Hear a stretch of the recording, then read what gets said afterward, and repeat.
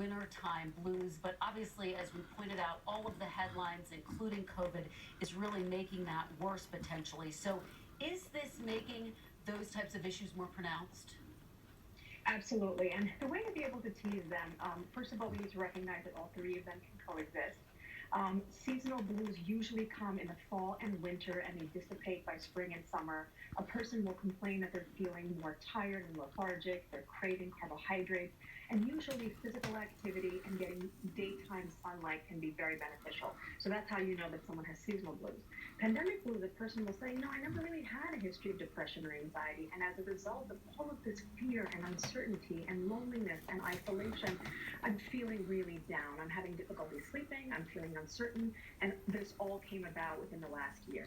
And then we want to look at major depressive disorder, which causes impairment in a person's functioning. They have difficulty getting out and doing things. They have low mood, low energy, low concentration, feeling guilty, unmotivated, and rarely even thoughts of suicide. Dr. Varma, some folks think they should just be able to sort of talk themselves out of it, give themselves a pep talk here. It's not that easy. How do we combat some of these different feelings, this anxiety, these depressive thoughts, and other stress right now? Absolutely. So the first thing I want to say is if you feel like you're not able to shake this off with what I'm about to tell you next, I would say please seek professional counseling. At the same time, there's so many things that people can do at home, and it does not take a long time. So I've come up with the 4 M's of mental health, which are simple things that each person can do in their home every day. The first one is mastery, something you're good at and creative. Spending 15 to 20 minutes really engages the brain and takes yourself off of this depressive rumination cycle that many of us get prone to when we're feeling down. The second thing is meaningful engagement with people, being vulnerable, having open conversations with people that you trust and you feel like you can be open with, but don't spend too much time on the negative talk.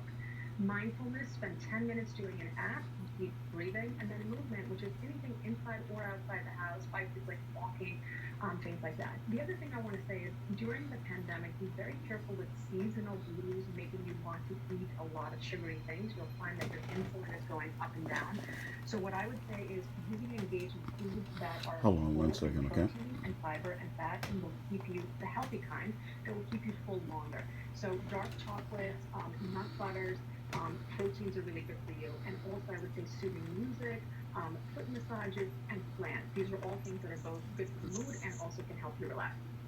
Really good action items there. Dr. Varma, thank you so much for that great information. We really appreciate it. And coming up,